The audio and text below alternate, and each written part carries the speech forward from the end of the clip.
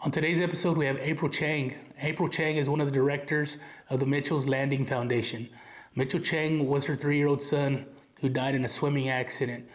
Her and her husband designed this park and had this park built in his honor and with his vision of one day becoming a pirate. You can visit their website at mitchellchangfoundation.org. You're listening to the Gabe Molina Podcast. April Chang. Hi. Welcome to the podcast. Thank you for having me. Thank you so much for coming out. So I came across you recently. A friend of ours was having a birthday party for their 2-year-old. We were able to make it for a little bit. I didn't get to stay very long. Something that sounds super weird, but I grew up in a very small town, and my high school principal was in town. And so we still stayed pretty close. And people always go, "You're still friends with your high school principal?" And I was like, yeah, we are. Oh. So he was coming through. So we ended up swinging by the park, checking out the park, dropping off a gift for the kid. Super popular park. I was going to say, was it too crowded for you? Because from what I listened to your some previous podcasts, and from like was it Blackwater? Like, it's interesting going from the Blackwater people to rainbows and glitter of Mitchell's Landing. But I was like, oh my gosh, I'm not sure if you felt comfortable at Mitchell's Landing with all the people, because it could be like 400 people. You know, I just in general, since like high school, I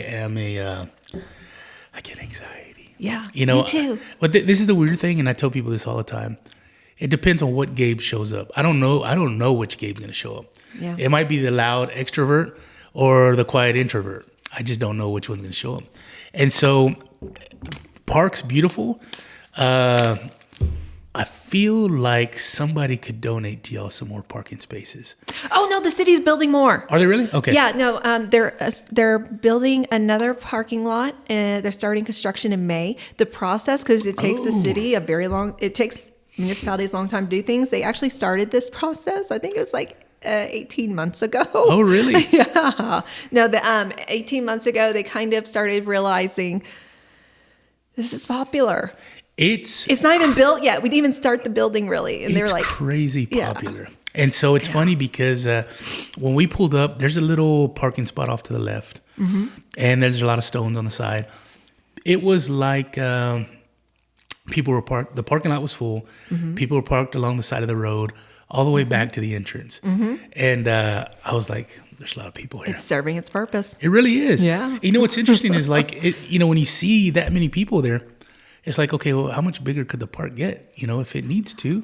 I know. Is there any plan on expanding? So as people know, we're talking about Mitchell's Landing. Oh yeah. Oh my gosh, we totally jumped, but we'll come back. We'll come back, y'all. We jumped. We'll come back. All right. So, yes. No, actually, the city has approved phase 2, but it's not on the playground. And we didn't donate the park. We just donated the playground, Mitchell's Landing. Okay. Mitchell's Landing is in Class and Steuben Ranch Park off Hardy Oak Road in northern San Antonio. And it's a parks and recreation park. It was a bond, the last bond, I think it was 2022. Oh my God, we're in the 20s. So, that bond allowed for some upgrades and expansions to that park. Okay. And so the parking lot is part of it. Actually, that paid for the shade cover. You know, Mitchell's Landing has shade cover. Yeah. That bond actually paid for the shade cover, and they just really expedited it. And that was very nice. It was a very nice donation, so we couldn't afford that. There was talks of like, I know that they were hoping to start a multi-sport like basketball court also in May. I don't know if that's going to happen. And May, is that little thing off to the side at the very entrance, is that part of the park too? Yeah. Like part of, okay. Yeah. What was that, tennis? So that's a soccer. No, that's a soccer. So there's like two little mini soccer fields. Well, I guess soccer, but they're just like open play fields. Gotcha. Yeah, and then it's got some baseball and a softball fields right next to the playground. They were talking about doing a lookout jetty station at the very back of the park that kind of looks close to the oh my gosh, what is that where they drill out the stone? Oh, like a quarry? Yeah, quarry. Yes, that overlooks the quarry right by there. Okay. I would like to see more fields because I want to tell the truth. Like if you go there during the spring, all these kids are looking, their teams are looking for places to they're looking for places to practice. Yes. And you will see 5 teams on each of those fields. It is tight. It's packed. They're trying so hard. And it really, San Antonio needs more sports fields for kids to be able to organize and play. So it'd be good if we could throw a few more of those in. You know what's funny is my wife is, she's one of them old ladies that still play soccer. She's never letting it go. Yeah. Which she loves it, which is great. Yeah. But it's funny because between, I guess, social leagues, and this is just strictly on the soccer side. Yeah. Between social teams, between like their women's league, co-ed men's, and then all the kids leagues, there's almost not any place to play. Yeah. You know, and almost every weekend, every field that's available is taken up. I could imagine, we live close to a little, I guess it's like a little league practice area there in Schertz. And when you go out there, there's multiple teams playing on a field practicing. Some will be in the infield, some will be outfield. And it's like there's 2 or 3 teams on one field. And you're right, there's not enough places for these kids to go and practice or play. It's just, and it's almost like the schools. Like as soon as you build one, it's full. So. Yes, actually, yes, and it's sad because the organized sports is one of the biggest things that actually keeps kids from getting involved in drugs, crime. Children that do that are less likely to have be underage parents, that sort of thing. It's actually really good just for the community overall. And San Antonio really doesn't have a good system. Like honestly, I volunteered coaching t-ball last year over at the YMCA. And we had families that had to drive from the south side all the way to the north side because any sports organization didn't have enough fields in one area that they had to divide up playing the games in different areas on that day. But that's difficult when families have like 3 kids and you've got games at the same time now in 3 different locations. Yeah. That's not physically capable of happening, actually. So the parents had the only place they could find that all their kids could attend, because they didn't live within McAllister boundaries to have their kids play at McAllister.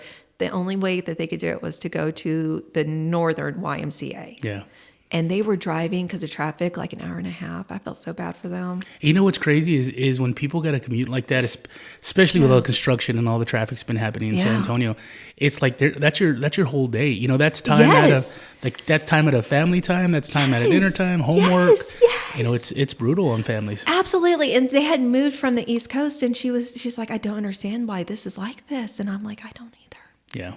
So it would be good to get more of the practice fields, because that's needed. Like I know over at McAllister, teams would have to donate $1,000 in order to be able to access a practice field. That's a lot of money too. Oh my God, that's a lot. That's a lot of money. Actually, the foundation would get. We sponsored before, because we got people would contact us, literally crying, being like, where can we go for free practice? We can't find a place that we can schedule. We can't afford $35 each time, because some parks you can schedule to rent a field, but it's like $35. And understandably, many working families, especially if you've got multiple kids in sports, and if you're using a city league, like honestly, if you're using a public league, not a private, really, you're expecting access, right? Sure. So they were, a lot of people had contacted us devastated before about this. So we would, now we're probably gonna get a ton of requests to sponsor, but we would, how can I say no to that? Like, how can we say no to like, okay, no, your kid doesn't, I'm about to cry, your kid doesn't deserve to be able to practice. Like that's heartbreaking. Yeah, well, we're probably both going to cry today. So that's why I brought these. And my buddy, like I said, this is super quality. You can feel it. But, growing up, I grew up in a small town, and my dad coached Little League for years. That was his thing. He loved girls softball. And it got to the point where there was not any place for them to practice. There were so many teams.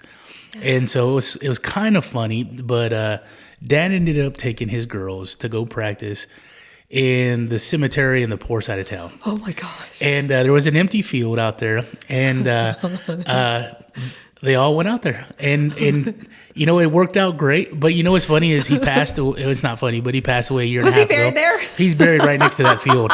You know, and it's kind of fitting that was his favorite place to be. Oh, that's actually sweet. Yeah, and so now he's buried right next to it. That's so sweet. Those kids will never forget it. No, they'll talk about it. They'll be like, "Yeah, I practiced." Yeah, well, you know, the other thing is it was also in the poor side of town, you know? So a lot of those girls wouldn't go in there unless it was for practice. And so, but that was the only empty field he could find. And so he ended up putting a little backstop, and they practiced out there. And, and I think eventually that's been several years now. So the cemetery's kind of leached out in that area. No, you're good. You're good. So the cemetery's kind of going down that area, so they won't be practice anymore. But you're right. I did a podcast with my buddy Louis Guzman. Louis with San Antonio Sports. And so we talked about the importance of sports for those kids and things that they're doing, and so I mean, sports are important for children. So hopefully at some point the amount of kids that need a spot can eventually find a spot to play. SA Sports actually did a big thing where they teamed with the local school districts so that they could use their fields after hours when the schools are closed. That's awesome, because I don't see... I mean, I get the schools want to keep those fields kind of as pristine as possible, but if they're empty fields and not being used, especially since most kids play year-round now, you know, when those fields aren't in use, let them borrow it. You know, how much more does it cost to? Well, that's where I practiced a lot of times when I was younger. You know, honestly, when I was playing softball, that's where we practiced in school fields. You know, honestly, most of the time when it's. But and it seemed like, but that was previously before they had to start fencing off schools and all that stuff. So it's different times and things. Yeah, I guess there's that too. A lot of things have changed. A lot of things have changed. So the park's beautiful. It's 3 acres. Well, okay. Well, the playground. Mm-hmm. Oh, well, the actual playground's only half an acre. Okay. It seems bigger. Like it seems so huge. Yeah, it does. But half an acre is actually a really big playground if you think about it. Most homes aren't even on a half acre lot. Mm-hmm. I mean, it's a lot of space to have expensive play equipment, expensive ground covering, and activity. So many kids there the other day. Oh, it's crowded. I mean, it's which is good because you get that. It's nice. It's an energy you get from these little ones running around. It feels good. So. Yes, it's usually most of the time you go there, it's really good up vibes. Like, and actually, whenever you go there and it's not crowded, actually it feels off because you're right. This is an energy level, and so like I love going there and seeing families really happy. Like parents are happy. You know, the parents are happy, except for usually just one person who's like, oh my God, so many. But people are in a good mood and people are out in the fields having fun, doing things now. And it's a really good feel. I love it. Yeah, it's a great place. Yeah. One thing I wanted to get into was the namesake. Yes, Mitchell. Yes. My little boy. Yes, sir. So I was... So after I heard about the park, I did some research. I watched some of the videos. I guess maybe the local news places had done, and Mitchell was no longer with us. But Mitchell was so cute. My husband and I make really, really good babies. Yeah, y'all hit it out of the park. Yeah. Okay, so Mitchell. I mean, he was just like sunshine and rainbows and fun. Yeah. Like honestly, he was life. I'm gonna cry already. Go ahead, I'll cry with you. Nobody throws up or cries alone with me. Oh my gosh. But no, he was so fun and just you could just feel the warmth. Like that's the best description actually I can give is you could feel the warmth from him and the happiness. Yeah.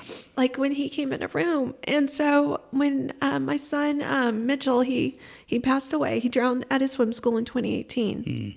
And when he drowned, there was a lot of people wanting to help. They were like, how can we help you? And it was a lot of energy going on because honestly, what happened to him was a lot of parents, nightmare. You leave your child in the care of someone and then they die. And that's horrifying and petrifying. And so we got a big outreach from the community and like, let's turn this positive. Because also for our son, Evan, there's no way to grieve, but we need to show him they're still positive. Sure. And we need to help him through this process and help change this to, it's not positive, but show him that there is still positive things that can happen in life, right? Yeah. So we decided to create a foundation, the Mitchell Chang Foundation, and it was actually my husband's idea was to build a playground, because he's like, that's how we can give Mitchell's fun. Me being a mom, I'm like, oh, we need to do like AEDs in places, like to save kids. Because actually AEDs are like one of the biggest factors for positive life outcome, actually, is if AEDs are used before EMS. AEDs? Is that the defibrillator? The automatic external defibrillators, okay, yes. Okay. And so if those are used before EMS get to the site, like the chance of positive life outcome is huge. Like it increases so much. Was there not one on site at the time where he was? Okay. No. It was one of these things that we had just assumed, honestly. Like we're medical. I used to do medical sales, worked in the OR. That's where I met my husband.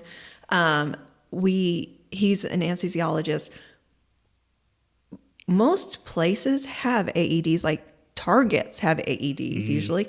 Like apartment complexes have them usually in their halls. Schools have AEDs. We assumed the swim school, but we didn't ask. Right. We honestly didn't ask, because like they talked about their certifications and like like CPR certifications. They used words like lifeguard, but it turned out they didn't employ a lifeguard position, and they didn't require or have any proof of lifeguard certifications from their employees.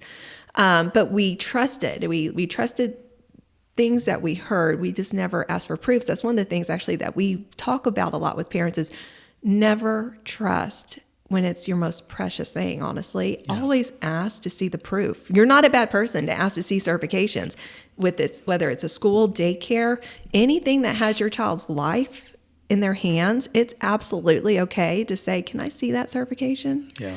A place that has that certification is usually really proud to show it. Sure. Yeah. Like really. Yeah. And we were just honestly so naive and thinking, why would people say words like lifeguards or use words in writing like lifeguards if that didn't exist there? Right. Well, I think it gives people a false sense of security when they use words like that. And most people, and I'd imagine you guys may have been the same way, where you don't anticipate that happening.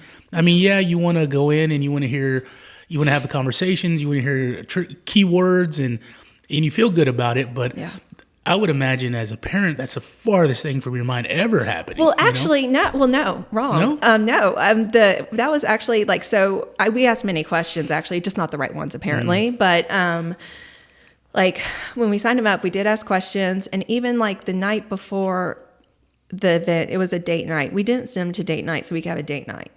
Honestly, we have sitters. We even at that point had a nanny. We didn't need a date night. We sent them there because we were trying to engage them more in the swim lessons, and it was something that was recommended at the swim school because they're 3. It was 3 and 5-year-old, and they were like, "We're done. Yeah, we're done. This is boring. We're swimming back and forth 10 feet, which turns out isn't actually really swimming. It's propelling. But they're like, "We're done. We're over this." And it was a battle game to go. So we. First time they recommended, hey, why don't you try out, the date night so that they can come and see that this is fun. Yeah. And I'm like, you're crazy. I'm so not leaving my child here. But you actually start to hear things over and over, and you're like, oh, okay, So the next time, at that point, honestly, we're kind of getting a little desperate with, okay, we either need to make a decision to try a different type of swim lessons, come here way more often, like something's got to happen. So when they recommended it again to try it, maybe to engage, I called to ask some questions. And when I called to ask, the employee that answered the phone, I was like, hey, what do you do to make sure kids don't drown there? Mm-hmm. And she laughed at me. I was like, no, I'm being serious. Like, what do you do to keep kids, like, do kids drown there? And she was like, no, I'm like, well, how do you stop it? So those things actually were on my mind, but what I was told was just not reality. The ratio the adult to child ratio was not reality. Even what I thought the setup was, I didn't know that this was like a free for all swim. I thought it was actually like a swim lesson type of thing, Gotcha. but with like a little bit more fun. You know, so was it just like one adult watching a bunch of kids in a pool kind of thing? So I was told the ratio on the phone when I called to ask questions. I was told it was 1 to 5. And I was like, "Oh, that's kind of high because it's more than the swim lessons." Sure. But whatever, you know what you're doing.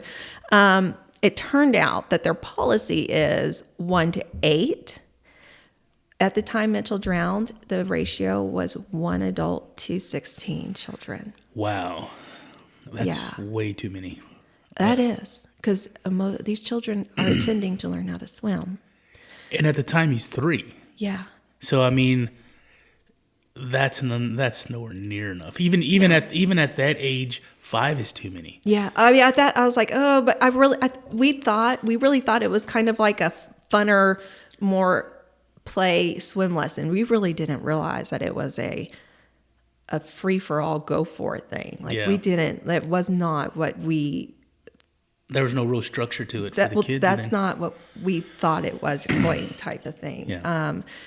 So that's why it's like really ask for really truly like when your children are involved, when your children's like definitely ask for the proof, like ask for, and it never crossed my mind to say, can I sit here and just stay? Because there's no reason for us to go. We actually drove around for 20 minutes. Like, what do we do? Yeah. Like, I'm not lying. We drove around for 20 minutes, like, before we finally picked a restaurant to sit at, like we were just like, what do we do? So it's okay to ask questions. Like you shouldn't feel intimidated to ask for proof, ask questions. These are your children's lives. Like I would give anything to ask those other questions, And I guess also as a parent, if you're in a situation that makes you uncomfortable, pull them out. I mean, I get that some people kind of maybe don't want to project their anxiety on their kid, but or hurt the people's feelings, right? Yeah. Or hurt somebody's feelings, and it's like, no, if you feel uncomfortable about something, change the situation or take yourself out of it. Exactly. We've got a friend of ours who she teaches a swim class for little ones, and she does more of a one-on-one type thing. Yeah. And it blows my mind how young they can start teaching kids to swim. But at the same time, that's a specialty thing she does. Most kids do go to these swim classes and these little. I think for a while I was doing what is it it's a special needs thing, but basically they do different things with kids. It's real popular, and I'm gonna remember later. But we were doing it at a swim class too, and when we would go with the kids, it was after hours, and I think we had one staff member per kid, and even at that with a special needs kid that maybe might be a little bit older, but cognitively they're still pretty young. 1 or 2 was difficult, and I couldn't imagine having one person responsible for 16 of them. No. Oh, it's terrible. I know.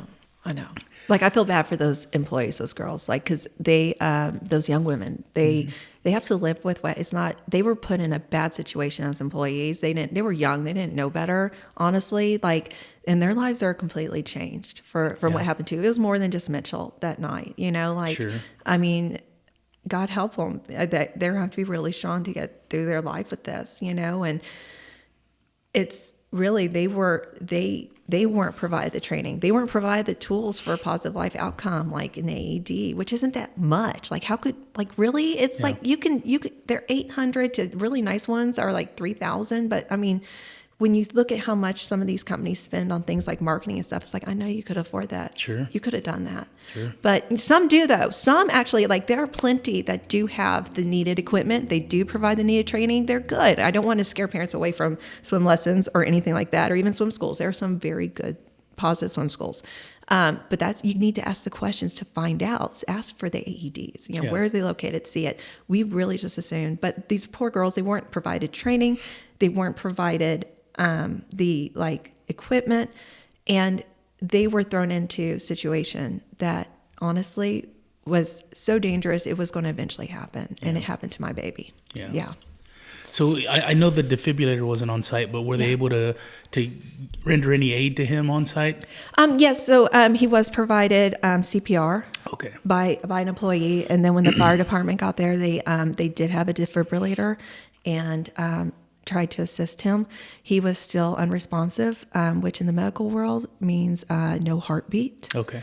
When he left the swim school owner is saying that he was resuscitated there. He was not. He was dead. Yeah. He was not alive when he left the swim school.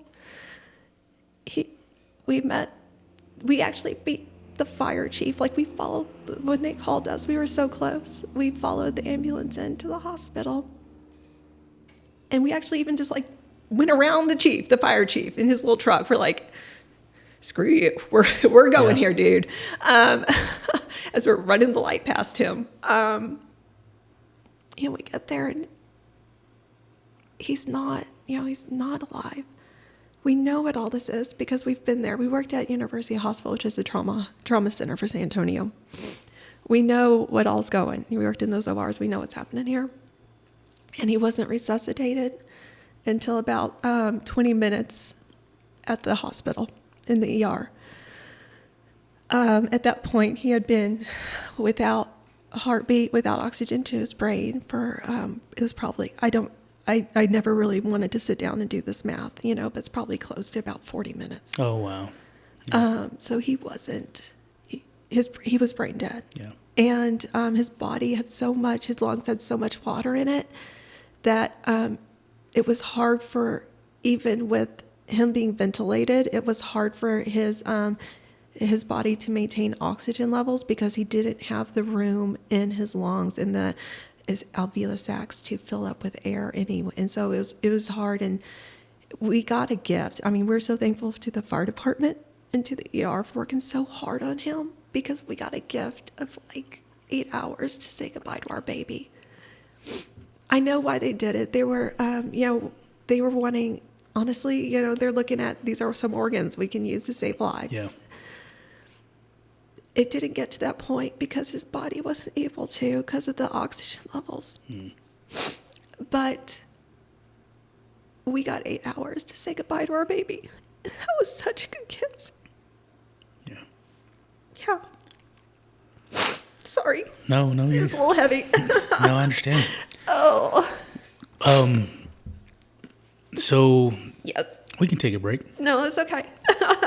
I mean, it's going to be hard. But it's hard, but people need to know the good that came out. Well, they need to know this, that they can help their families in a way, but also people need to know the good that came out of it. Yeah.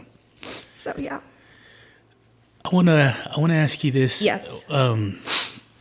After you've lost Mitchell. Yes. It's very, very early after you've lost him. Yes.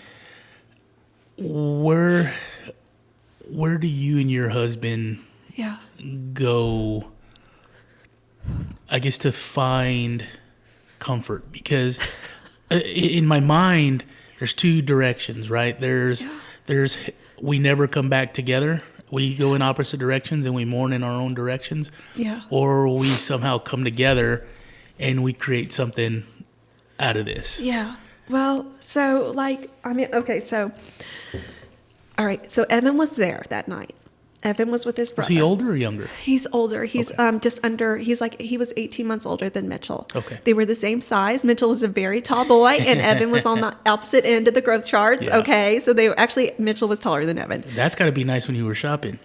Oh my gosh. Yeah. Like, I'm okay. No, I didn't understand because Evan was the older one. So he didn't grow at the normal rate that like other kids would grow. I didn't understand how parents had to constantly buy clothes. And so like, I'm like, your kid doesn't stay in the same clothes for 2 years. What? No, but sorry. And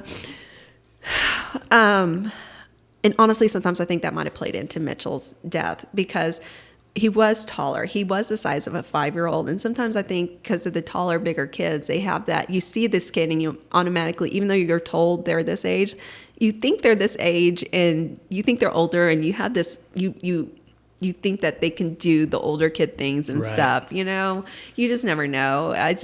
You don't necessarily associate their age to their size. You're just assuming they can do everything the kids that size Exactly. Sorry. But anyways, but yeah, so Evan was there but Evan lived. And at first, you know, very angry with life, very angry, obviously. But then when we discovered all that was there, that all the danger, and honestly, even when we realized the true dangerous situation that was there, all of a sudden it went from, okay, God let our son die, to God saved Evan.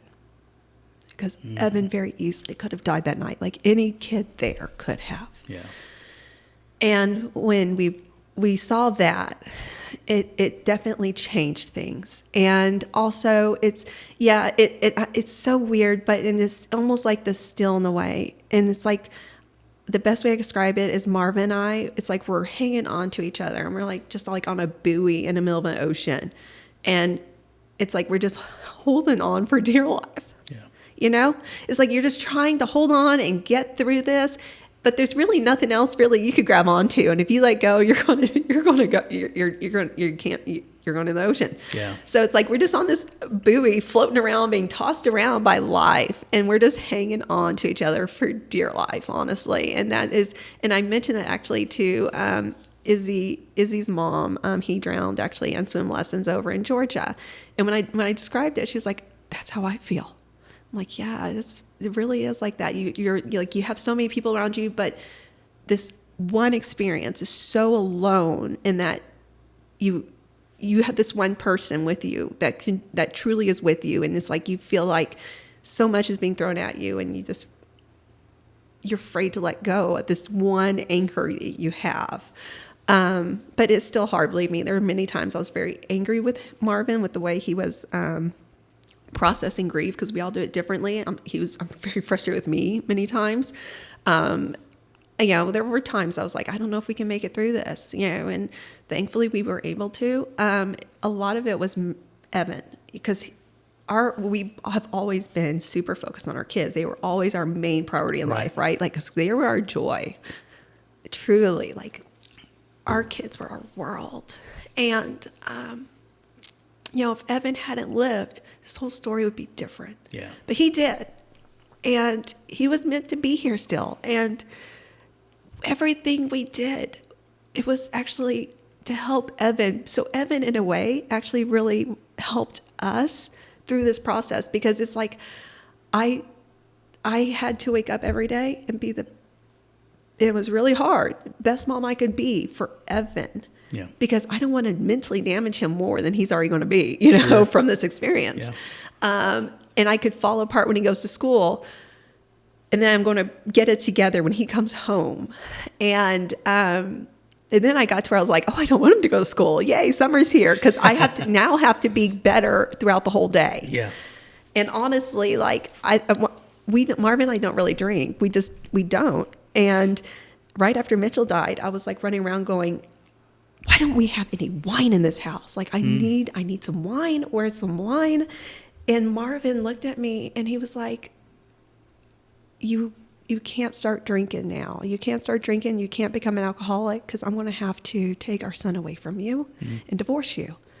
And honestly, if I didn't have him at that moment not enable a bad behavior, because believe me, the reality sucks so bad, I didn't want to be there. Who wanted to be there for that? Sure. Like, who wants to live in that reality? It's so awful. You don't, you do not want to be there. So, like, you know, it was almost like your son was a bit of a distraction for you, positive distraction. Yes. But you still needed to fill a gap. Yeah. You know, and maybe that's where the looking for alcohol was. Well, it's like you don't want to live. You don't want to experience. Like, even trying to be the best you can for him, you don't want to feel what you're feeling. Because what you're feeling is, like, the best description is the air is being sucked out of your lungs. You feel like you're being smothered and imploded from the inside out. It is true grief like that. It is just, it is so, the physical toll, and just so feeling it mentally, physically, like, I would have, you just love to shut your mind off, you know? And, but thankfully we had Evan because everything was for Evan. And then we had our 2 other little boys, Tristan and Wesley. And it's, you know, it's just, they're really the family. Help pull us through. And we still, you know, even though now, I mean, obviously grief continues to change, but it's still family focused. I mean, everything's always for your kids. Yeah. That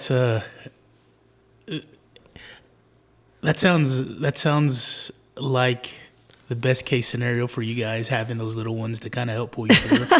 You know, it's funny because like my wife and I never had kids. We had a handful of miscarriages. Yeah. And I will say there was a time where we almost did the opposite of you guys, because we didn't have other children, right? So for us, it was kind of like we mourned separately, you know, and in a weird way, we're in a decent place now, but in a weird way, we kind of split off. And it was like, you go mourn over there, I'm going to go mourn over here.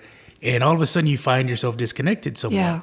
And it's like, okay, well, now you find yourself, okay, if we're going to stay together, we've got to figure out how to reconnect. Yeah. You know, even though a lot of time's gone by and you find yourself in 2 different locations, you know, where being able, for whatever reason, whether it's Evan or whatever else, can keep you together, you know, because a lot of times, and I'm not going to say this was the majority of it, but a lot of times it was like, you remind me of this negative thing, you know, and that's kind of, I think, where we ended up mourning separately, because, you know, being together, it's like, okay, well, I have this heavy weight, and you have this heavy weight, and together it's extremely heavy, you know. And so, or blame. Yes. If you can't, like, if you start blaming, which you can't blame, you know, like, I mean, and so if someone plays the blame game and can't let go, you know, and you can't do that, things like that. And truly, people do grieve differently. Yeah. They really, really do. And that's hard. Yeah. When we lost my brother Eddie, my sister, in the very beginning, she would say, I don't understand why. And I remember thinking to myself and telling her one time, I was like, don't ask why. I was like, there's nothing good down that way. You know, just leave it alone. You know, it happened. You know, the blessing was when Eddie passed. The blessing was he passed immediately. You know, there was no 20 years of sickness. There was none of that stuff, you know. And it was like, to me, that was the blessing. The blessing was, you know, passing with very little or no pain. Yeah. You know, and so, but you're right. Like, the grieving process is very difficult, and it morphs also over time. No one really talks about this, people, but it changed. Like, it's not something people expect you to be okay. Not people. We've never experienced this, thankfully. Thank y'all for being so kind. Oh my God.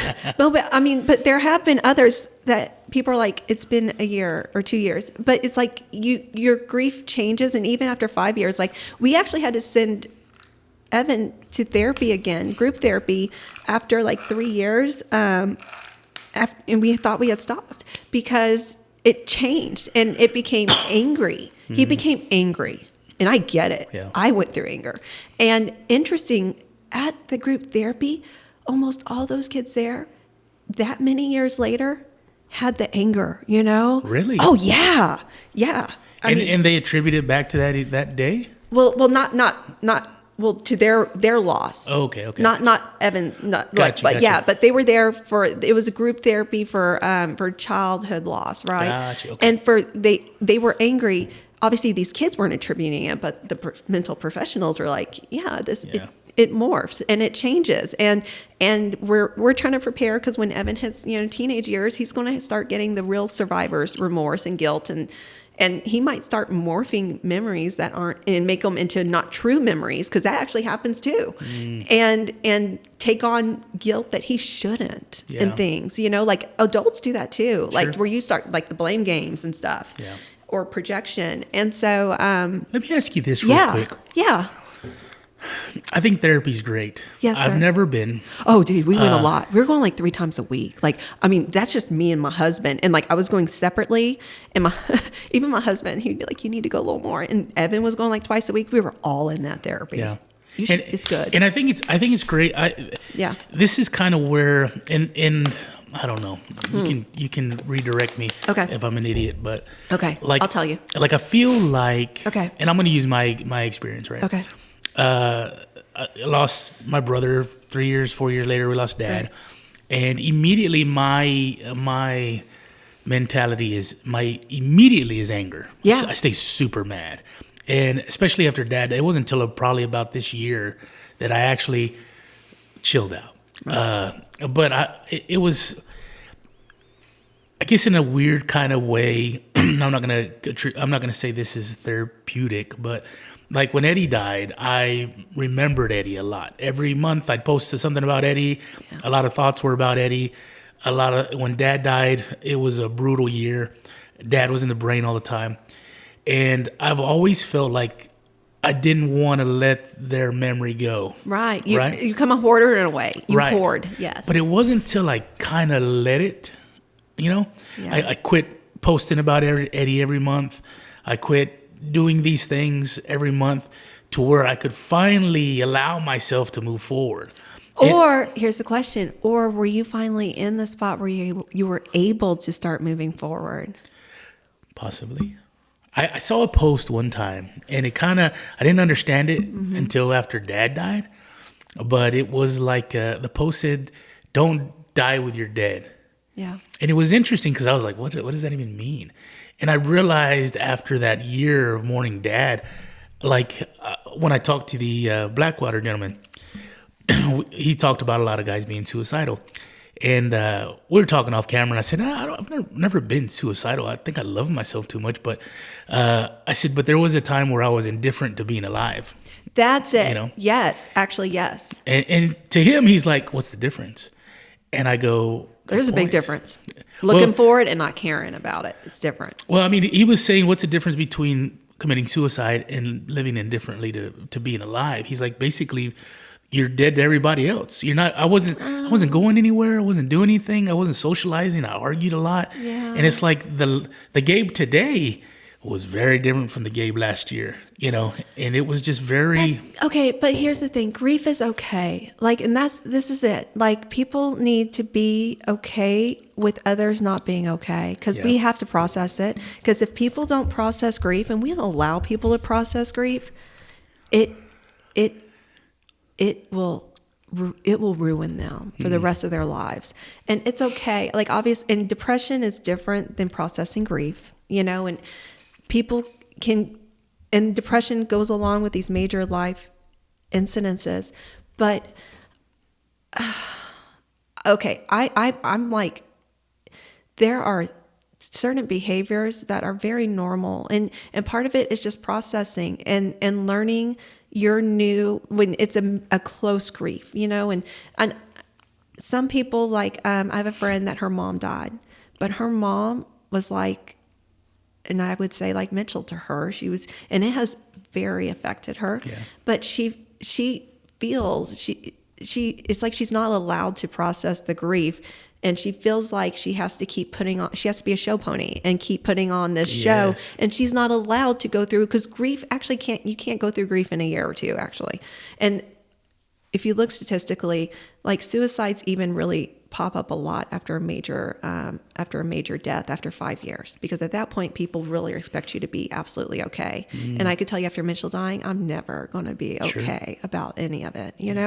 I'm going to live my life because I know how precious it is, and my moments with my kids, I know more than anyone, but I'm never going to be okay.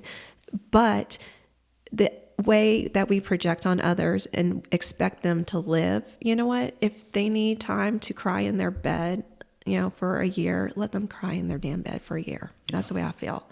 Well, I guess that's going to lead me to my next question to you was, you're right. Everybody mourns their own way, and it looks differently for most people. I don't feel like I did a great job at it, but in your we all suck at it, actually. Well, I mean, in your opinion, how do you? In your opinion, what's the best way to support someone who's grieving, even if you're grieving with them? Like we all kind of focus on ourselves, but how? Like, in the very beginning when my mother-in-law passed, my wife grieved, and she still grieves to this day. But I didn't quite understand. I mean, there was a lot of we'd drive to the valley and she'd be crying. And I did, this sounds kind of weird, but as a man, we kind of go, we feel like we need to be able to fix things. Right. And we can't fix things. Yeah. We're very lost, right? Yeah. And for her, it was kind of like, for me, it was like, why are you crying? What can I do to make you stop crying? And it took me a while. It took me a couple of years before I go, oh, she just needs to cry. Yeah. And let her do it and just be normal, right?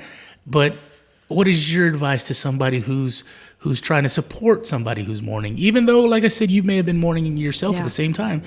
What is your advice to somebody who's supporting somebody else? Okay, first I would say that the person who's gone, the deceased. I don't even like saying gone. Like, I think we need to be really brutally honest about life. Like, I hate this, like, oh, when did he leave? Okay, he died on this date, So the person who died, say their name, because that feels good. Yeah. Like, say their name.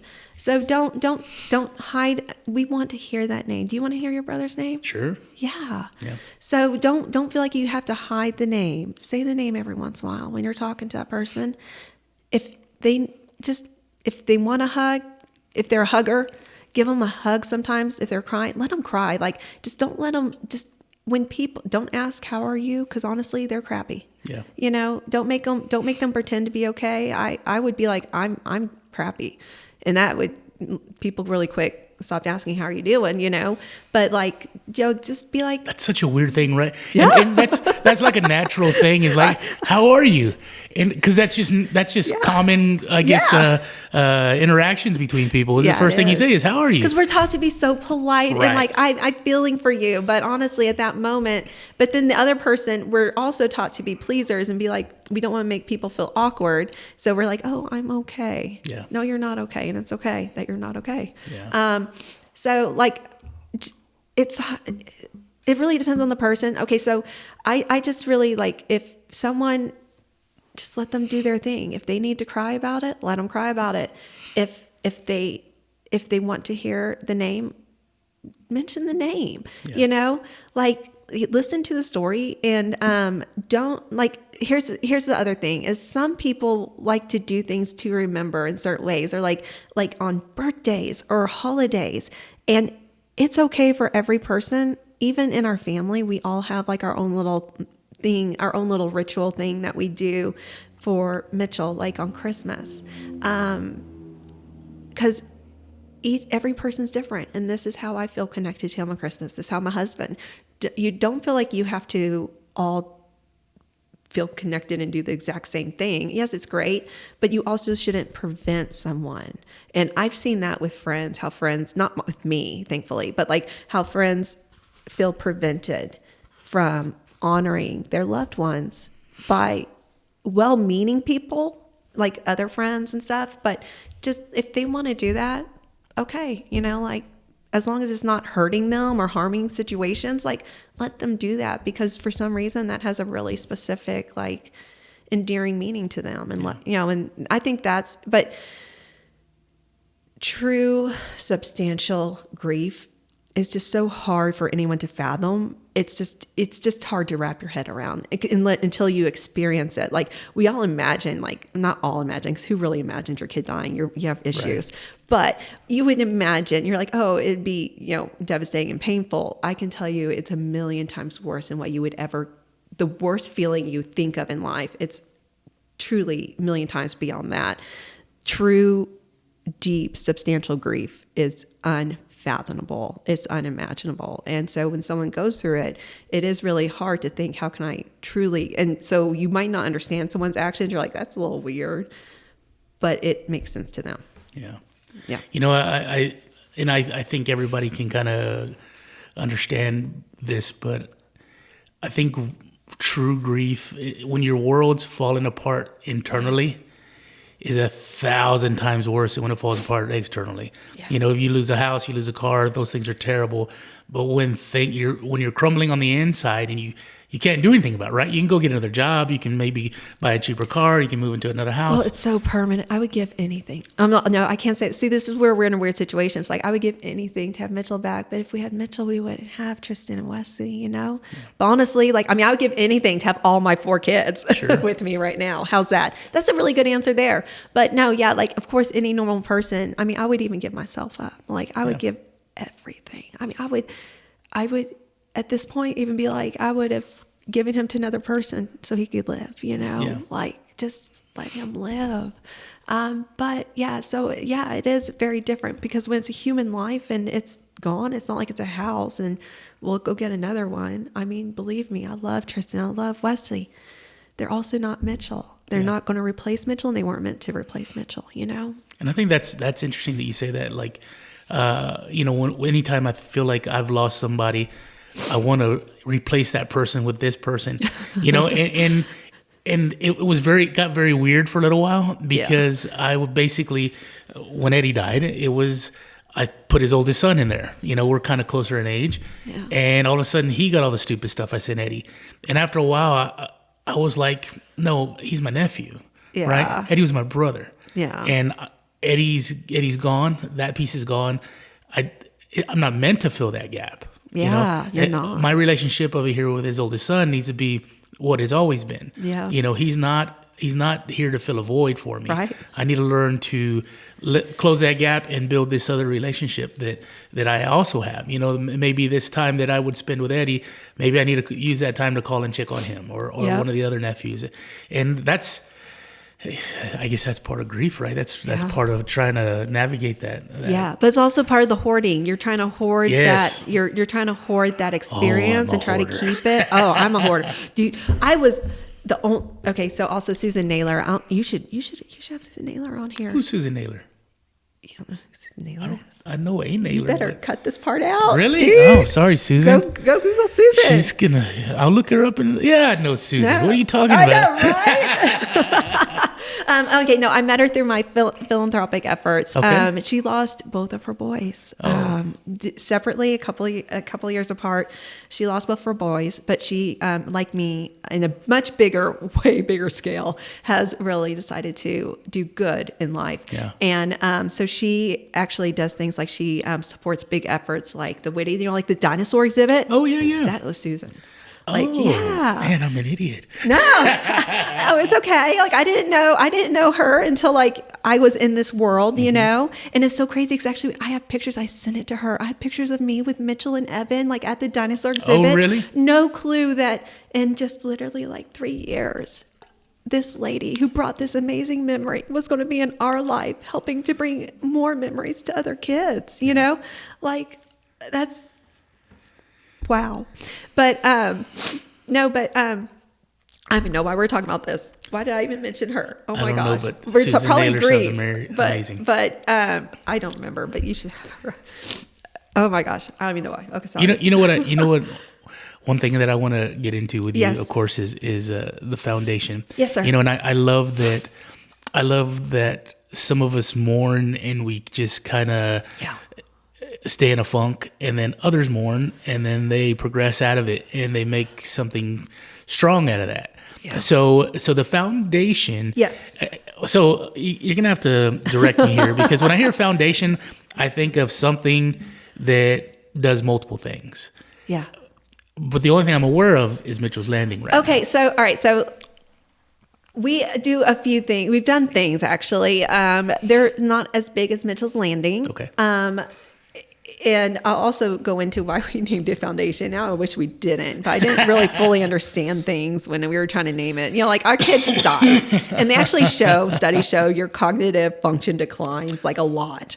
Mine has. Yeah. Like, and so in that moment we were deep. It was like 3 months later. We were deep in grief. So foundations, it turns out, are usually like the ones that have money and give it out. We definitely didn't have money. We definitely. So already it looked like we had tons of money. No. But we actually have other things like a water safety coloring book. We've done little efforts throughout the community to help when things pop up. But the main focus is like, you know, the playground. It kept growing and needing more fundraising efforts and to help build this thing. Were you responsible for that, or you and your husband both were seeking those fundraising? We each have different roles in life, like I was, because of my previous experience owning businesses and things like that, I took on the administrative and functioning aspect. Marvin took on the workhorse. I'm gonna help fund the cost of the foundation to make this happen. And he actually also funded the majority of the playground, honestly, through his calls. Thanks, Marvin. We appreciate it. You worked hard, baby. So he did the legwork. He did a lot. He did the behind the scenes. Unthankful. If he hadn't have been there taking all those calls, Mitchell's Landing would not exist. But also with our sponsors, thank you, Susan. Yes, she brought the nailer. Without the sponsors like HEB and stuff, we couldn't have made it either. But honestly, but in the foundation, the aspects of we have our roles, and Marvin was he worked hard to support the foundation because it cost money to do those things. Honestly, it cost marketing money. It cost money every month to run, and we weren't going to use donations to do that, you know? So he worked really hard. He had to work really hard to make the gap of this our part of Mitchell's Landing was 1.5 million. Wow. A little bit more than that. But we had a big gap of, we didn't raise all the money, and we need to order. It's been this many years. We need to do this. Are we actually going to do this? And Marvin really stepped up and was like, here's the money. Let's do this. That's awesome. So we all have our roles, Yeah. And the park started construction when? Okay, well, the park started construction. Okay, it's all so intertwined. Really? All right, so right after Mitchell died, the city got the bond. They had just gotten the bond approval. I feel like you're going to tell me a whole bunch of stuff that makes me think God was involved. It so was, actually, in so many ways. You can never, I know, yeah. So right after Mitchell died, it's right before he had died, the city had purchased the land for the park. And I had been obsessed with this land because Hardy Oak, there's a mile or half a mile that it did not exist, this road. And I was like, if this road would just open, if the city would finish this road. So the road going by wasn't there? No! Oh, wow. It stopped right before the park, and then it's a chunk just missing. And I'm like, and Stone Oak had such horrible traffic. I'm like, they just opened that road. We could drive, actually it's move. 4-lane now, right? Yes. 4-lane and a turning lane. It was insane that this road did not connect, but it didn't connect because it was a ranch. There was a ranch there. Class and Steuben family owned this ranch, and the gentleman had previously not want to sell. He ended up passing away. His family was like, we're selling. Yeah. The city bought the land to connect the road and then to make this park. It's a huge, huge Edwards Aquifer recharge zone. It's a super recharge zone. So there was very limited development that could happen on there. That made me wonder about the parking lot because I was like, maybe there's some... It's permeable. No, it's actually... The parking lot has to be a specific type of permeable parking. In fact, even the playground, every single thing, we had to have a state environmental permit, showing how the water would not become runoff, but how it would go into the aquifer and how it would filter before going into the aquifer. I mean, it's very serious. There's a spot, and it made me think that because I work in an engineering firm, and so my brain's weird. But there's a big green patch right by the entrance. And I'm like, that's easily 6 to 8 parking spots. Yeah. And I was like, they probably had some sort of permeable water, Edwards deal going on. So I was like, that's probably what's happening. All of it. And also the actual, when you should go back next time and actually look at the different parking areas, different areas of the parking lot are different sets of permeable, material. Because UTSA is doing a study on which permeability works better. Oh, really? Yeah. Yeah. That's interesting. But all this has to happen because of where it's built. Right. On a very super recharge zone of our aquifer. So I know the park itself has that I love it, but it's that squishy floor. Does that have anything to do with water? No, that has to do with inclusivity. Right. And so we really haven't quite gotten into inclusivity.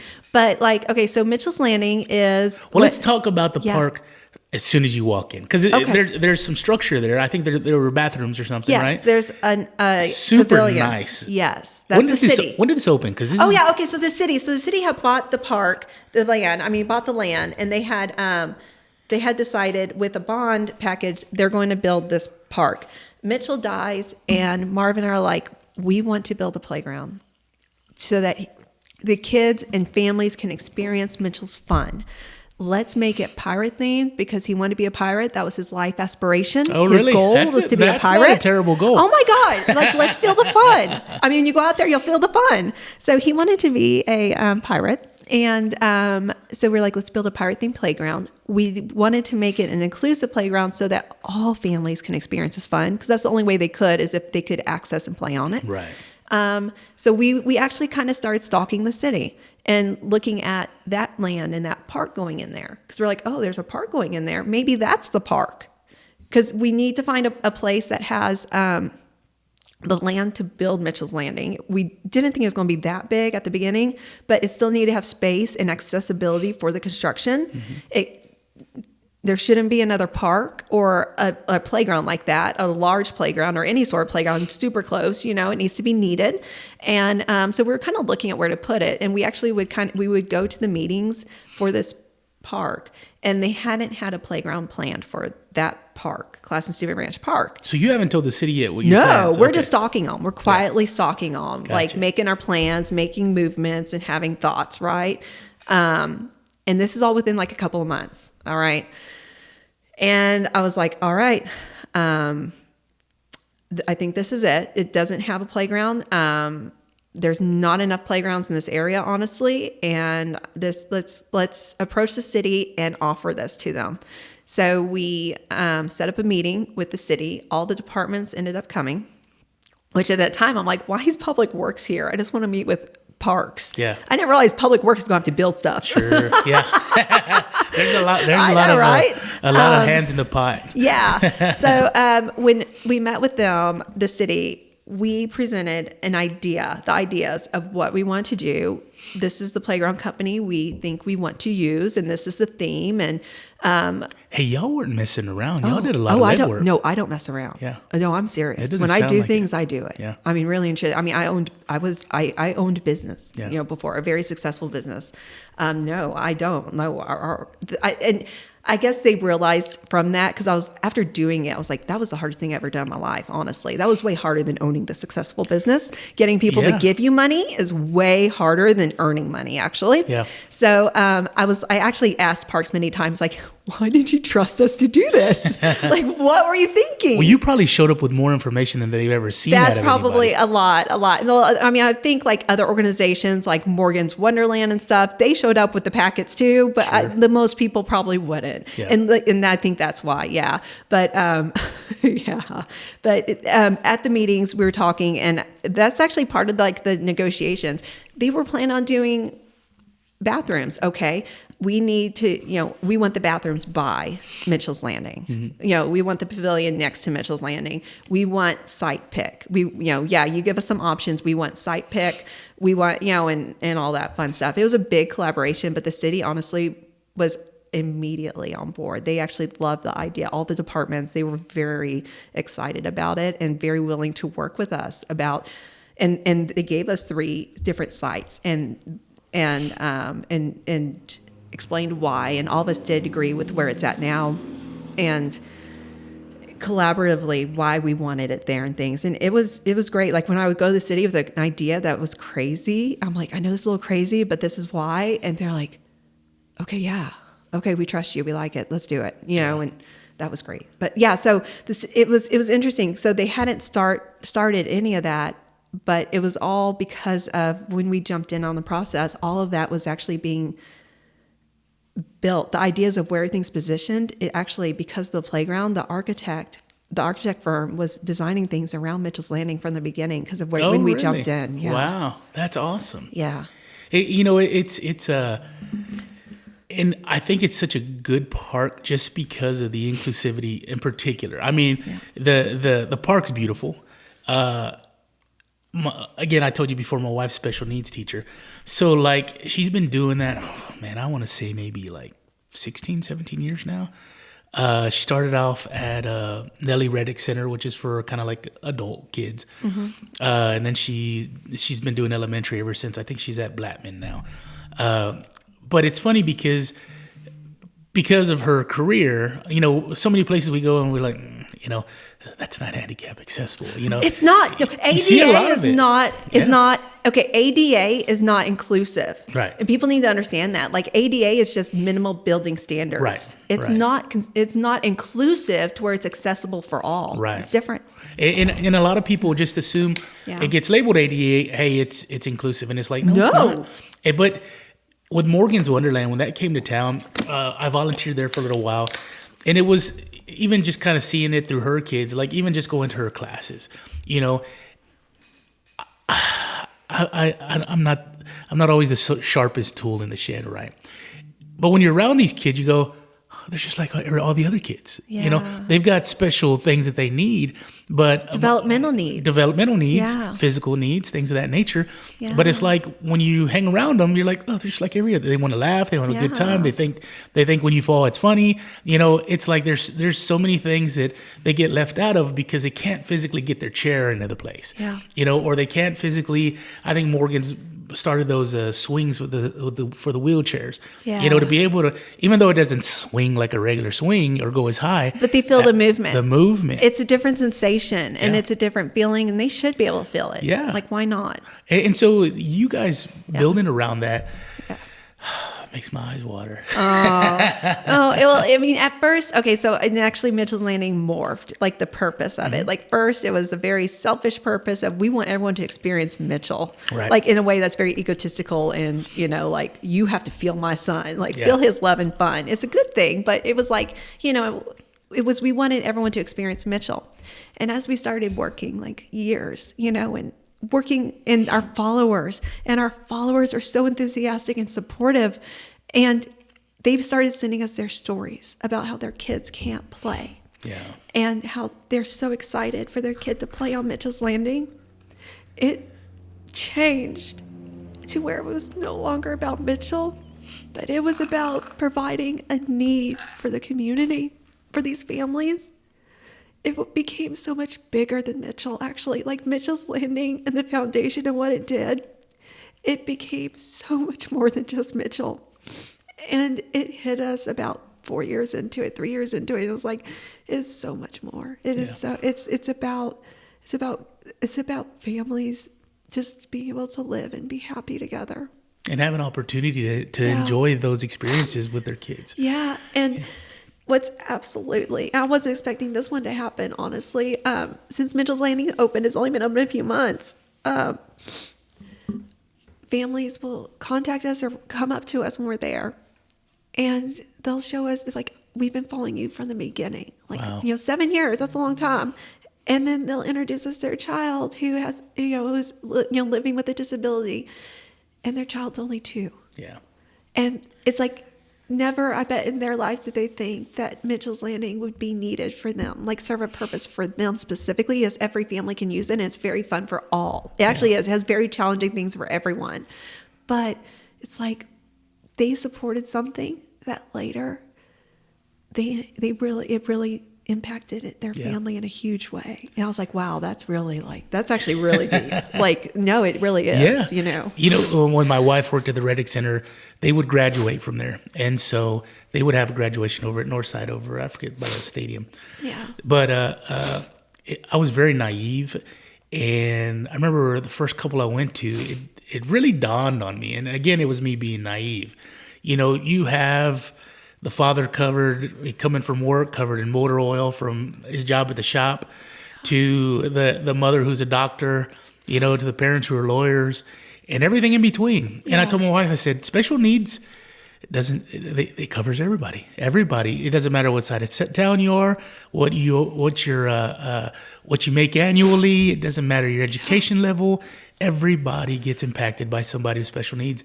And so, you go to some parks that are older and you realize where we've come from, what Mitchell's is, to maybe even like McAllister. They might have something there, but most of the time, How do you get a kid who can't walk or is immobile and sitting in a wheelchair? How do you get them to do fun things? Yeah. It's like there's not very many options. There's you guys, and then there's maybe Morgan's, but outside of that, where else do you take these kids? So even we talked about earlier about the fields and people driving from the south side, it's like we've got to drive. We've got people who are going to drive from the south side to come to Mitchell's Landing. Exactly, and also what people don't realize is that, and we did a blog one time about a little boy and his mom actually describing going out because depending on the disability, everything's so much harder. Yeah, bigger. Like this, this lady. I described it as having 3-year-old triplets or or newborns, triplet newborns. Like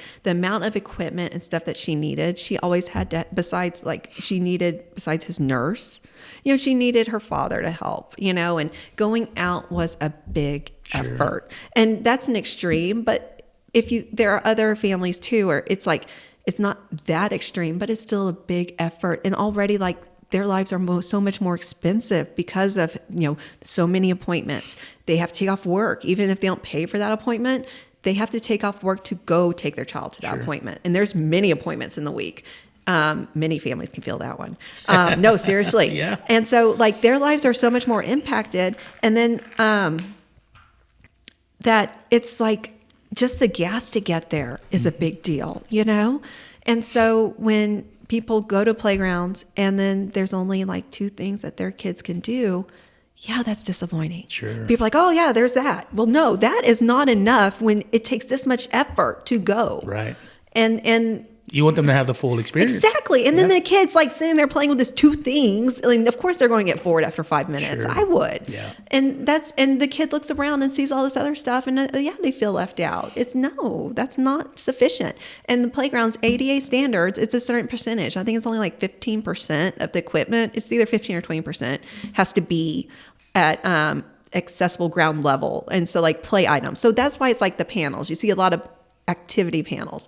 Well, how many kids want to do an activity panel when they would rather feel a fun sensation of swinging or sliding, things like that. And so it's also, not only is it okay, this is the activity, but what value is the activity? What fun is it?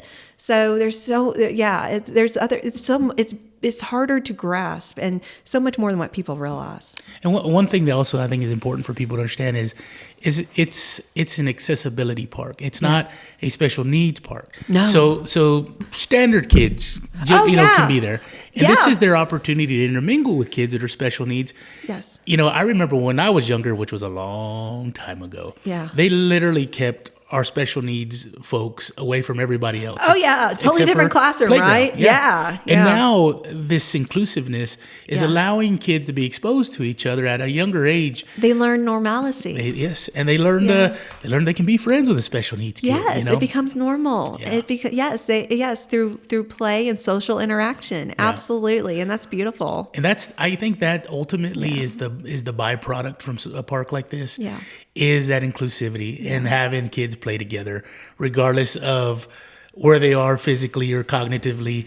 I think play in sports is universal for every kid, and I think when you can provide an environment for that to happen, it's natural for them to do it. It takes very little time for them to learn to interact with each other because it's play. So a lot of people don't realize a lot of the equipment and play things there are meant for collaborative play to teach kids to play interactively with each other. And also it's meant to help also learn collaboration with those different than you. Yeah. Yeah. And I think that's going to be, I think at the end of the day, that's going to be, what Mitchell's Landing provides to people long term. I think that's a great goal, and I think that's going to be the end product is people at some point, hopefully will always remember Mitchell and who the park's namesake is, but what they get out of it is, hey, I learned to play with somebody different than me today. Yeah. And I think if they can carry that with them, as they grow and into adulthood, it's gonna make San Antonio such a nicer place to live. So. I agree. We know that people are going to eventually, when they go, we want them to. We don't want them to think of a dead kid the whole time they're there. We want them to have fun, and it was about Mitchell's fun and feeling an experience.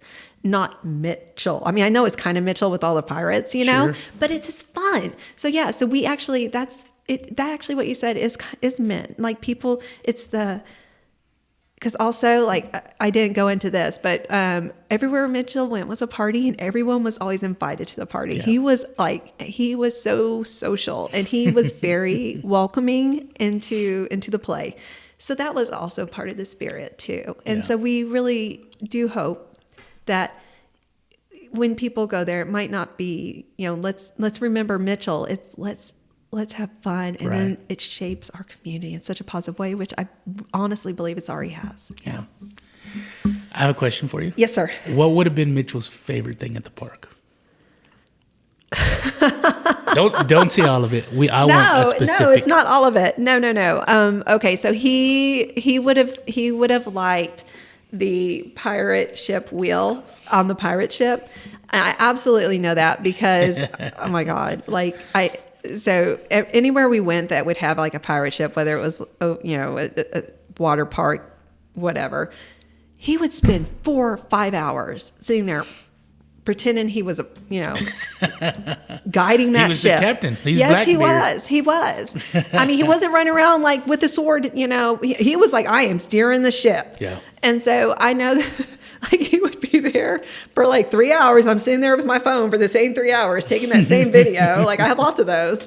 That's what it would have been like, what he would have focused on a lot. I think he really would have enjoyed the pirate scavenger hunt because of all the pirate paraphernalia involved in it. Like, cause he would love swords and hooks. And so he really would have enjoyed like seeing those. And I know he would have been like trying to pull it out, but, so I think that, like the steering of the ship for hours and hours and hours. And then the pirate scavenger hunt. That's awesome. Yeah. Does Evan enjoy it?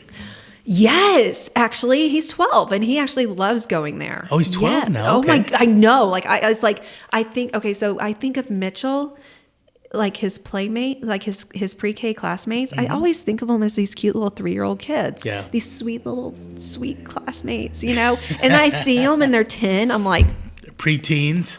What happened? And no, I know, like when Mitchell died, Evan was 5 and now he's 12. He grew up. Yeah. And so no, he's 12. I know. And it's like, we actually cried one night, Marvin and I, because we realized at one point when he was 9, we're like, he's going to age out of this playground. Oh my God, before it's built. Thankfully, Mitchell's Landing is actually so fun. It has play elements for older kids. There are teens on there. There are teens that go there weekly, actually. Yeah. So thankfully that didn't happen, but Evan loves it. Evan loves to go there and play on certain things, especially like the march climbers and like the really tall climbers on the mounds and that swing that spins in a circle. That's a favorite of like older kids.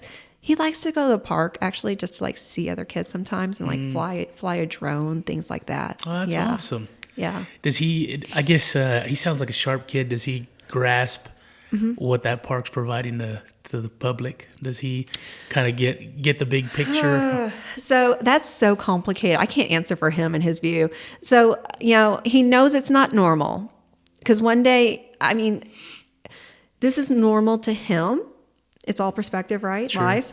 But he knows it's not normal in a way. He grew up with this.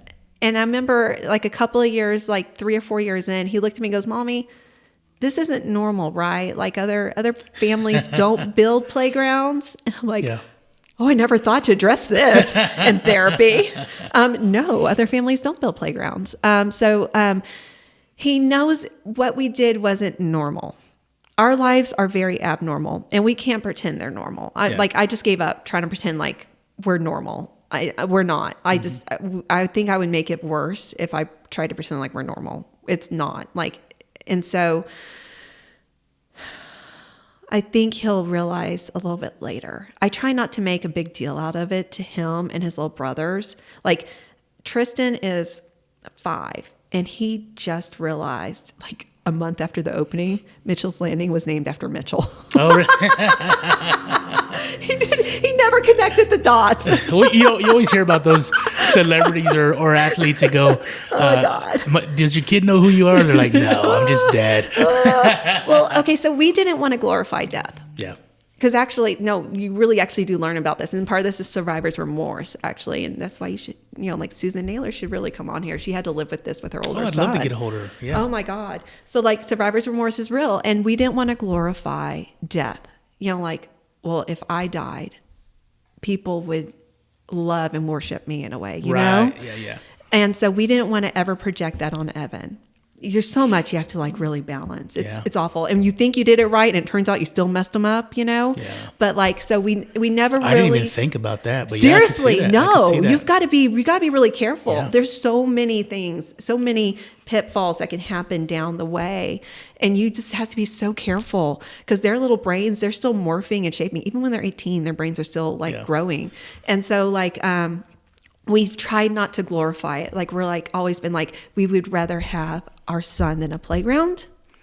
And we're so glad we have you, Evan, and we try not to make the biggest deal about it because we don't want him to think he isn't as good as the playground because he's so much better than a playground. Sure. And also like with Tristan, like we try to be really open about Mitchell. Mitchell existed, honestly, like Mitchell existed and he was your brother and we didn't want to scare him too much, but Mitchell's room is still there. It's the way it was when he left. But we still involve in it. We still go and play in his room if they want to play in his room. It's got toys, know. But we would say that's what happened to Mitchell. And we were like, he went to swim school and he drowned. He died. He wasn't able to breathe anymore. And so he wasn't able to come back home and he went to heaven. We're saying this to a 2-year-old. Right. So who's never met Mitchell. Well, no. Yeah. But he's now projecting. We didn't realize, we're thinking, we're knocking this out of the park. Woo woo. We didn't realize he's about to start projecting this on his older brother. And all of a sudden he begins to fear his brother leaving the house because he thinks he might not come home one day. Oh, I see. Oh my gosh. And when he finally, we nipped that in the bud really quick and we figured out what was happening, but we're like, we never thought that even trying to show Mitchell, but simply explaining it, like, oh, he went to heaven and, and they can't conceptualize heaven at 2 or 3. Right. But we're messing him up there. He needs therapy now. It's literally like earlier when you got here and we talked about colors, and it's like guys only think in primary colors and that's kind of a joke, but for him, he's taking everything literally. Oh yeah, he's a concrete thinker that age. Right, yeah, right. And you just don't realize that. So yeah. So Evan, right? Yes. He's what now? He's 12. 12. What kind of young man do you see him morphing into? I mean, I don't know. It sounds like he's had the life experience of an adult, right? Yeah. And it's like now he's getting to the point where he's going to start being a young man, and you start to see them become the men they're going to potentially be. Yeah. What is his personality? I don't. Like? Well, I mean, he's Evan to us, so I don't know. I know I can say what other people say about him. Like teachers say he's so conscious and he's very caring. Oh, that's good. I mean, I see him as Evan, my kid, and he doesn't clean up his room, and he, right. Like this is what I see. I mean, I do know he's really is the best older brother in the world too. Tristan and Wesley. To those guys? Oh my gosh, because he knows. Like he lost his brother, and our house was very quiet for like 2-3 years, before Tristan came along and like exploded life. Yeah. But he knows, like he knows the loss and he knows the gift, right? Do you see him taking on more responsibility than he needs to? We really try not to do that. We really try really hard not to do that. But he took on too much of a protective role. We had to address that in therapy, actually. He would, if anything could possibly hurt Tristan, I mean, he was like, he would lose it. Yeah. He would lose it. And one day when he got angry with our dog, because our dog accidentally just, running, not even running, just walked over and his butt, bumped him. Yeah. And Tristan's a little toddler, fell over, and Evan's like, and he got so mad at our dog. We're like, oh, this is an issue. Let's work on this now, Yeah. But he was super protective of his brothers. That has, thankfully, we've been able to work through that with therapy. But he's still so conscious, and so he really wants involvement. Like he's always inviting his brothers to play with him. I'm going to tell the truth. He still has. He's not completely better, honestly. He still has some hangups. Like he has fear of being alone. That's understandable because we weren't with him when his brother died. Yeah. You know? So he doesn't like, if he's with our dogs, he's okay, but he doesn't like being alone, you know, things like that. But other than that, like he's very actually aware. He has a lot of awareness about others. Yeah. That other kids probably don't have. Yeah. Yeah. Hey, you know, it's when things like that happen, you know, I think a lot of young kids, you know, growing up faster than what they need to. Yeah. But it sounds like with the therapy, it's been helpful and beneficial for them. It's just it's a traumatic thing that a lot of times when you hear about it, a lot of times the kids can be overlooked by other people. Maybe not by the parents, right? But other people tend to go, you know, give them a hug, tell them they love them. But, you know, a lot of times the kids can kind of get pushed to the side. And well, the opposite's actually not good too. Like we actually had to put our foot down on things because people would just give him gifts for no reason because they want to make him feel better. Right. And I totally get it. Yeah. Like they want to take his pain away. And so he was getting toys, and he got to the point where he thought every person that came to see him or just showed up on the street, like literally, because we would see people in random places, they recognize us, and they'd be like, go and buy him something and give it to him. And we had to put our foot down because he thought it was normal for people just to want to give him things. Yeah. And we're like, oh no, Yeah. no.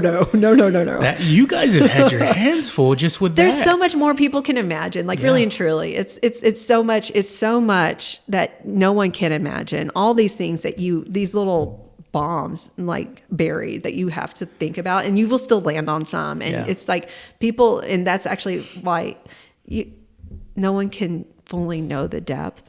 Until you go through it, you know, and it's okay that other people go through it a different way. Because also they might not have the means we had. Like we had the money to do stupid therapy. Like, you know, we could spend the $1,000 a week on different, it was more than that. It was probably $1,000 a week on therapy appointments, like $4,000 a month, probably for a while on just therapy. Who could do that? That was so stupid. Yeah. It wasn't stupid. We needed it, but who can do that? You know, like, Marvin could take off. Marvin was able to take off work for like 3 months. He should, because obviously he was an anesthesiologist. You don't want a depressed, not functioning anesthesiologist working on you. That would not end well. But you know, like because of Marvin's job and our financial situation, we were able to do things, you know, a little differently and more comfortably, I guess you could say.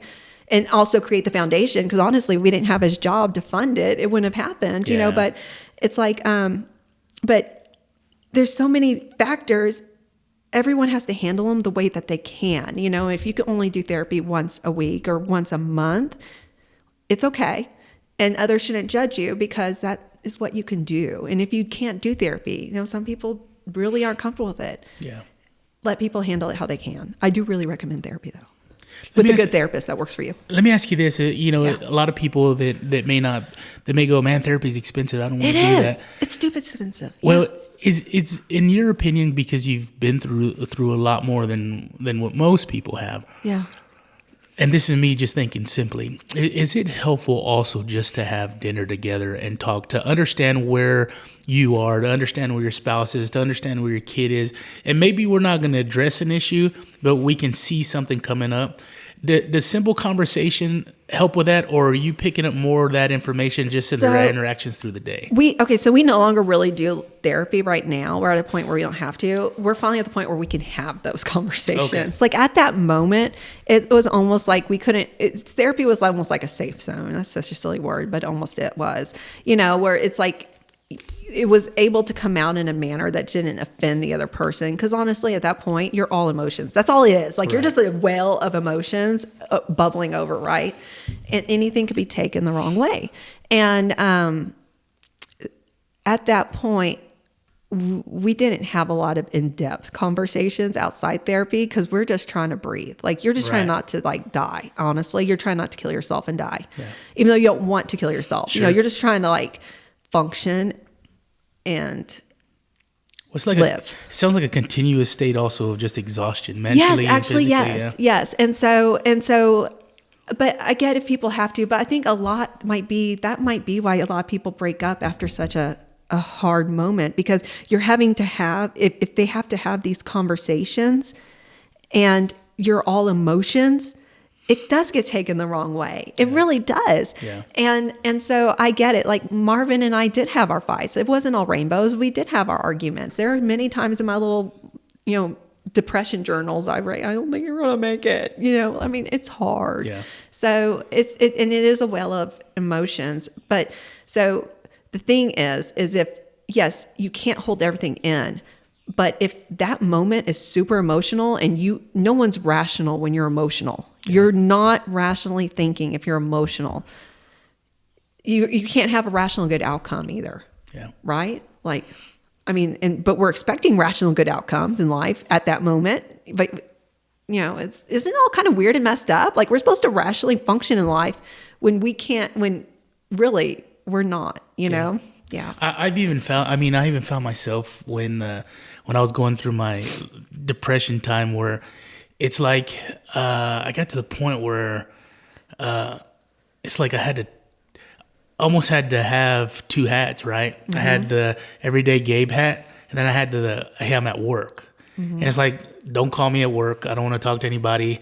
I don't want to be distracted from what I'm doing because you're going to make me emotional. And there'd be times that I would sit there at my computer desk at the office, staring at my monitor with my eyes, crying with my back to everybody. Aww. But it was like, I couldn't listen to some certain music. If somebody called me or texted me, I'd just, I'd hang up on them and say, you okay? Yeah, I'm okay. Okay, I'll call you later.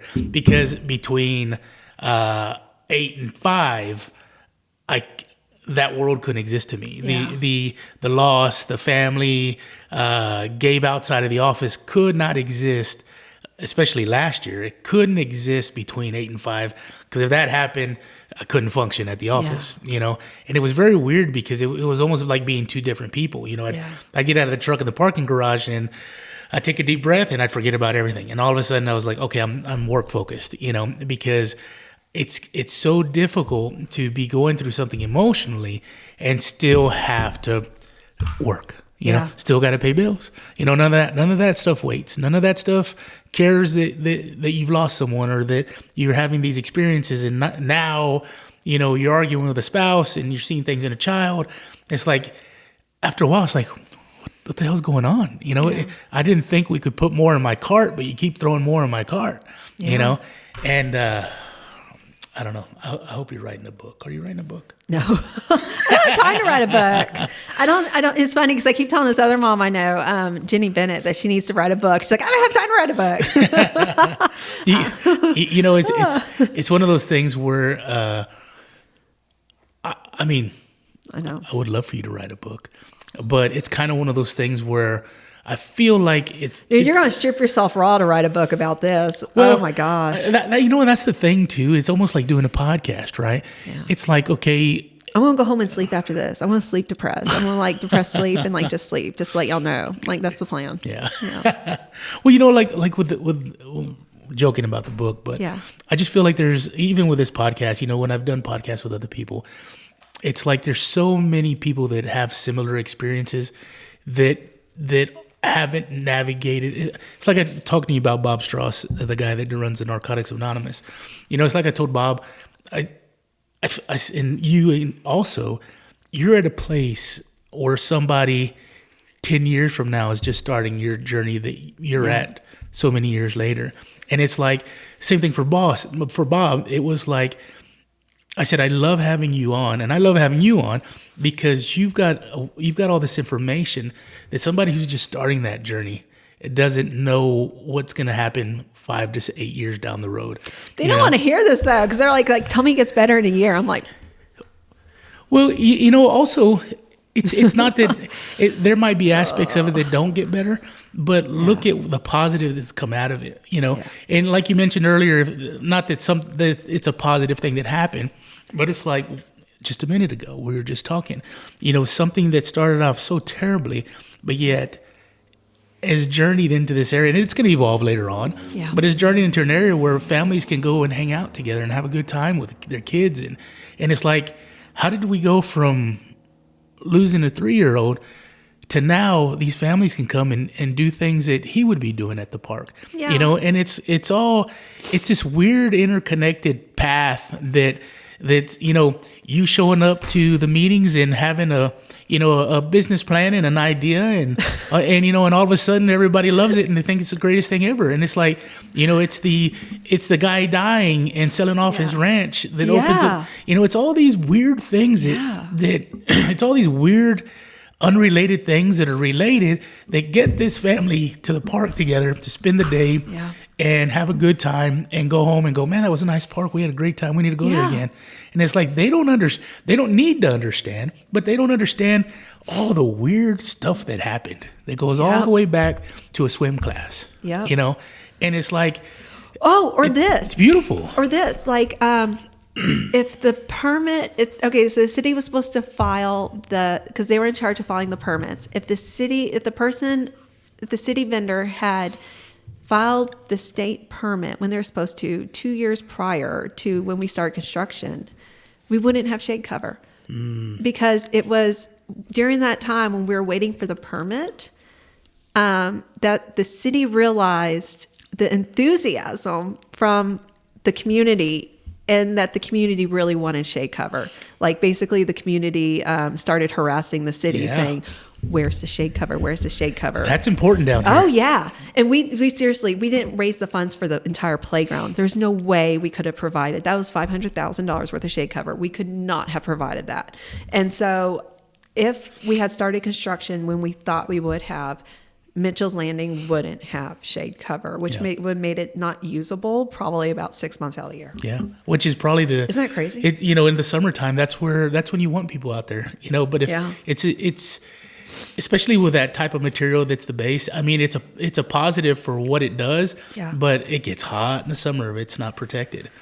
So it does heat up more than mulch. But it is it's actually safer. It helps prevent traumatic brain injury, but it also it allows wheelchairs to move. Yes, and people with gait stability issues. There were people who contacted us saying that their kids can't play on playgrounds. They actually have to carry their kid around because they have cerebral palsy. Yes, they can walk, but they don't have the stability others have. And mulch, they'll fall over. Yeah. So things like that. But it's actually really soft and cushiony. You know how expensive that ground cover is? I bet it's pretty penny. It is like, not even talking about the foundation that's concrete, which is like the most expensive part of the playground. The other part is that safety ground cover. It is like it ranges anywhere from when we signed our contract, before prices exploded. It was $22 to $25 per square foot. Wow. Per square foot. That's half crazy. An acre playground. That is crazy. Isn't that crazy? The city, we could only afford to do half of it. And we were just going to do the rest mulch because that's all we could do. That's all we could do. And the city actually stepped up and was like, we're going to do the rest. That's awesome because that's what also makes that park so great. Yeah.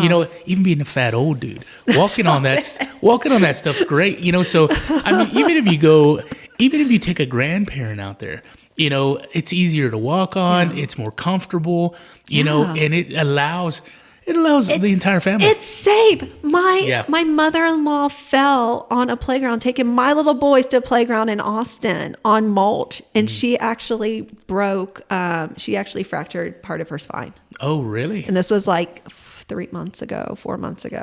Yeah. Wow. I felt awful. I felt such huge guilt. And actually my husband at that moment was like, I'm so thankful the city did the other half. She's got a little journey in front of her, but my wife I think Northside does it, but Nina does it in particular with all her classes. They do a circle of friends is what they call it. So the kids who are performing well in school, they can come and help out in special needs class. Well, one of the girls, and I forget what grade she's in, she was the help of Nina. She's writing a letter, I think, to the school district, and who knows how far it'll get, but a cute little girl can push some doors open. And she's looking to get that type of material put at some of their school playgrounds because she's like, my friends can't wheel around on the mulch, No, and they just have like one little pad. Yeah. And I'm like, no, but it's so expensive. And when the schools have to find, I get it. I want it there too. I want the playgrounds accessible. Sure. But it's like, and actually like schools like Round Rock ISD, there are some school districts here in Texas that will only install now inclusive playgrounds. but it's so expensive. Right. You have to have money. Yeah. Like you have to have money, you know, to do that. And it's like, cause it's also, you know, it's, that money would have been spent in other areas. Just like you gotta be the CEO, and where are you spending the money? It's so hard. Cause honestly, not only that, but it's not just that $25 square foot covering. It has to have a concrete foundation. Yeah. I mean, I'm not exaggerating. I don't know the exact cost. I think it's probably close to $1 million. I'm not even like all that concrete around Mitchell's Landing, because you got the retaining wall too, and then the hill. I think it's around $1 million. Wow. From the city, because they were in charge of the concrete. I mean, it's a lot. It's a lot, and so it's hard. With all the, I think it's I was looking at the website. It looked like there was a lot of people who, I guess, contributed or helped fund it. Yeah.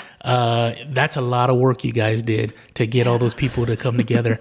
But it's a great park. It's worth it.